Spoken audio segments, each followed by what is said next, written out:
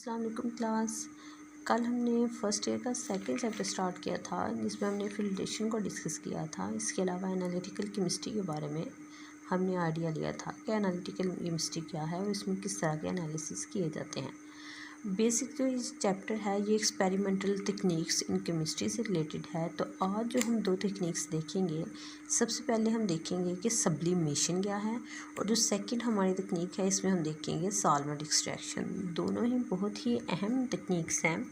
तो सबसे पहले हम चलते हैं सब्लिमेशन की तरफ। अगर हम सब्लिमेशन की डेफिनेशन देखें तो हम कह सकते हैं कि it is a process in which solid when heated vaporize directly without passing through the liquid phase। Sublimation हमारे पास वो प्रोसेस है जिसमें हम जब किसी सॉलिड को हीट प्रोवाइड करते हैं तो वो लिक्विड में जाने के बजाय डायरेक्टली किस में चेंज हो जाता है, वेपर्स में। तो ऐसे प्रोसेस को हम सब्लिमेशन कहते हैं। इसको हम एक इस तरह भी देख सकते हैं कि फिर जब इस प्रोसेस में जो हमारे पास वेपर्स बने हैं उनको जब हम कूल डाउन करते हैं तो वो भी लिक्विड फेज़ में नहीं जाते बल्कि दोबारा से वो डायरेक्ट सॉलिड बना देते हैं। इसको हम कंडेंसेशन प्रोसेस कहते हैं। अच्छा जी, तो ये मोस्टली यूज़ किया जाता है सॉलिड्स के लिए। कौन कौन से इसकी एग्जांपल हम देखें तो इसमें हमारे पास आ जाता है अमोनियम क्लोराइड, आयोडीन, नैफ्थलीन और बेंजोइक एसिड। कौन कौन से इसमें हमारे पास जो कंपाउंड हैं इनके हम सब्लिमेशन कर सकते हैं। बेंजोइक एसिड है हमारे पास आयोडीन है, हमारे पास फिनोफ्थलीन है, नैफ्थलीन है और हमारे पास अमोनियम क्लोराइड है। ये जो चार कंपाउंड्स हैं इनको हम इस तरह सब्लिमेशन के थ्रू कर सकते हैं। बेसिकली सब्लिमेशन भी हमारे पास एक प्योरीफिकेशन टेक्निक है, इससे हम प्योरीफाई कर सकते हैं सॉलिड को। अच्छा जी, तो कह रहे हैं इस प्रोसेस को करने के लिए सबसे पहले सब्सटेंस को किस में लेते हैं, वॉच ग्लास में लेते हैं। इसको इन्वर्टेड फनल के साथ कवर कर देते हैं और इसको हीट प्रोवाइड करते हैं फर्नेस के थ्रू। जब इसे हम हीट प्रोवाइड करते हैं तो इसमें सब्लिमेशन का प्रोसेस होगा। जो फनल की ऊपर वाली साइड है उसको हम फिर क्या करेंगे, जब हमारे पास ये वेपर्स बनेंगे उसको हम कूल करेंगे कॉटन की मदद से। और जब ये कूल करेंगे तो जो हमारे पास वेपर्स में चेंज हुए हैं तो प्योर सॉलिड जो हैं वो डिपॉजिट हो जाएंगे अंदरूनी साइड पे फ़नल की। तो ये हमारे पास क्या है, बेसिक तकनीक है सब्लिमेशन की। मैं इसे एक दफ़ा रिपीट करूँगी। हमने देखा कि सब्लिमेशन क्या है। सब्लिमेशन हमारे पास वो प्रोसेस है जिसमें हम सॉलिड्स को हीट प्रोवाइड करके डायरेक्ट वेपर्स में चेंज करते हैं और फिर जब उन वेपर्स को हम ठंडा करते हैं तो वो भी डायरेक्ट सॉलिड में जाएंगे, ना कि लिक्विड में। तो इस तकनीक को हम सब्लिमेशन तकनीक कहते हैं। ये भी हमारे पास प्योरीफिकेशन तकनीक है। इस तकनीक को यूज़ करते हुए हम किन कंपाउंड्स को प्योरीफाई कर सकते हैं, उसमें हमारे पास आयोडीन है, हमारे पास नैफ्थलीन है, हमारे पास अमोनियम क्लोराइड है और बेंजोइक एसिड है। Ammonium chloride, benzoic acid, naphthalene और आयोडीन।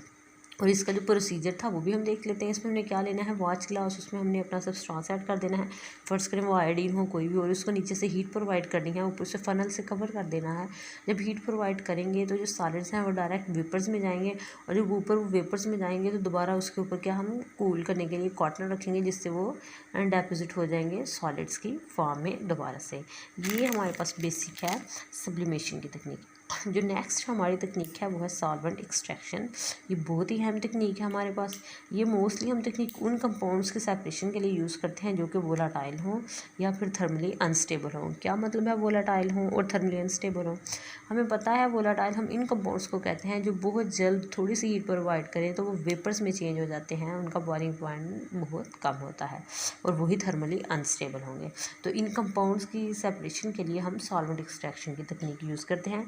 अब सॉल्वेंट एक्सट्रैक्शन की तकनीक क्या है, ये वो तकनीक है जिसमें हम क्या करते हैं, सल्यूट जो है वो हमारे पास सेपरेटेड आउट होता है किसी भी सोल्यूशन से। सल्यूट को किसी भी सोल्यूशन से हम सेपरेट आउट करने के लिए उस सोल्यूशन में एक और सॉल्वेंट ऐड करते हैं। जो सल्यूट है उसकी अगर अफिनिटी सेकंड सॉल्वेंट के साथ ज़्यादा है तो वो सेकंड सॉल्वेंट के साथ सोल्यूशन में से बाहर निकल जाएगा और फिर हम क्या करेंगे, उस सेकंड सॉल्वेंट को हमने एवेपोरेट करवा देना है और हमें हमारा जो सल्यूट है वो ऑब्टेन हो जाएगा। अगर इसकी हम बाकायदा डेफिनेशन देखें तो हम कह सकते हैं solvent extraction is an equilibrium process and follow the distribution and partition law.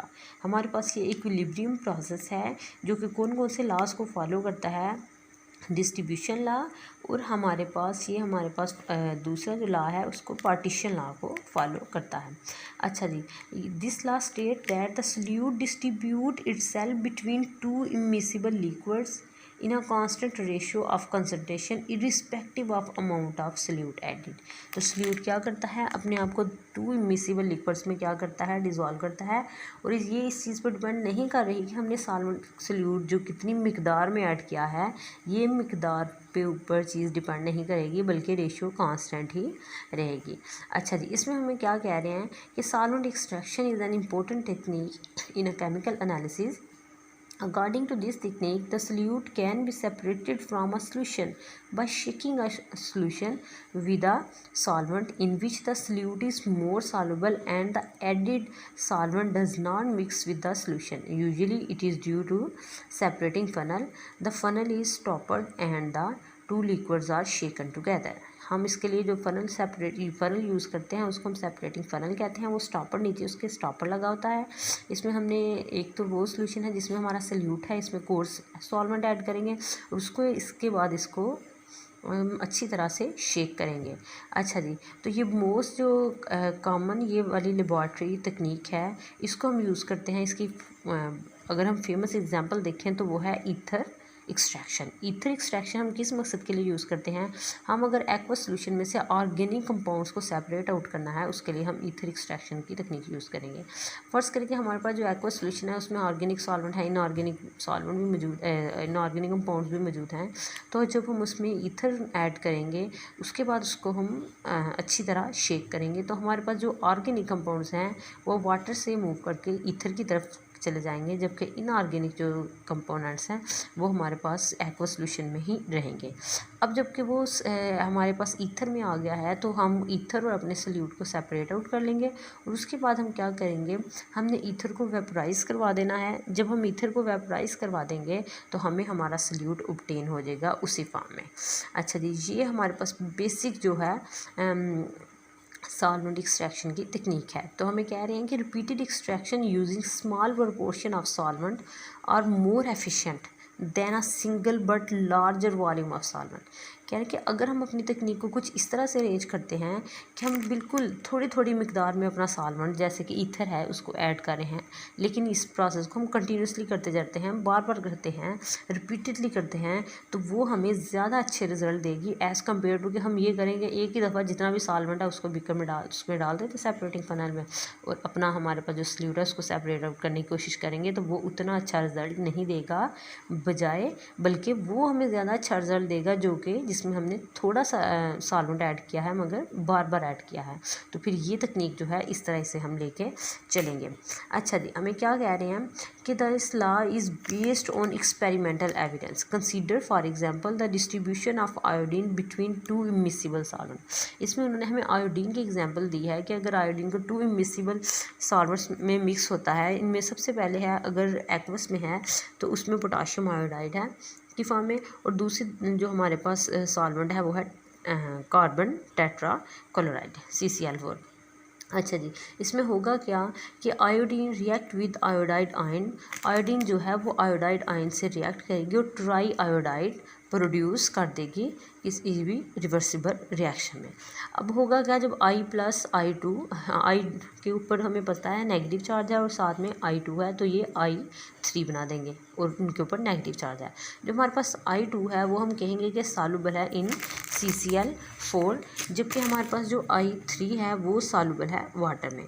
तो इस पॉइंट पर जो रेट होगा आयोडीन का जो कि CCl4 से वाटर में जा रहा है वो बिल्कुल इक्वल होगा उस रेट के जो कि CCl4 से वाटर में आ रहा है और वाटर से CCl4 में आ रहा है, दोनों रेट बिल्कुल सेम होंगे। तो अगर हम CCl4 को एक्वा सॉल्यूशन में डाल देते हैं जिसमें I3 नेगेटिव यानी iodide ion, try iodide ion present है, तो क्या होगा, आयोडीन जो है वो एक्वस लेयर से ऑर्गेनिक लेयर में जाएगी और इसके रिजल्ट में होगा क्या कि हमारे पास जो ट्राई आयोडाइड का ब्राउन कलर है वो फेडअप हो जाएगा, वो आहिस्ता आहिस्ता ख़त्म हो जाएगा और किस कलर में चेंज हो जाएगा, बल्कि वो आयोडीन के पर्पल कलर को शो करेगा ऑर्गेनिक फेज में। To achieve a good separation the two liquids are generally shaken to increase क्योंकि अगर हम अच्छे रिजल्ट लेना चाहते हैं तो हमें क्या करना पड़ेगा, जो 2 लिक्विड्स हैं उनको अच्छी तरह शेक करना पड़ेगा ताकि वो इम्प्रूव्ड रिजल्ट दें। और हमारे पास इस चीज़ पे डिपेंड नहीं कर रही कि no matter how much iodine is you, हाँ हमने कितनी मिकदार, मैंने आपको पहले भी बताया कि ये सल्यूट की मिकदार पे या सॉल्वेंट की मिकदार पर डिपेंड नहीं करती। How much iodine is use, the ratio of the final concentration at equilibrium, ratio हमारे पास हमेशा कांस्टेंट ही रहेगी और इस कांस्टेंट को हम कहते हैं डिस्ट्रीब्यूशन कोफिशिएंट। जैसे कि हमारे जो ये वाली इक्वेशन थी जिसमें हमने आयोडीन और आयोडाइड की इक्वेशन ड्रा की थी, उसके मुताबिक अगर हम के की वैल्यू देखें तो हमारे पास इसमें ऊपर मोलर कंसनट्रेशन ऑफ I2CCl4 और इसको हम डिवाइड करेंगे molar concentration of iodide in aqueous layer. ये हमारी थी आज की 2 तकनीक्स। कल इंशाल्लाह हम नेक्स्ट टॉपिक को डिस्कस करेंगे। उम्मीद है आपको समझ आई होगी। Thank you. अल्लाह हाफिज़।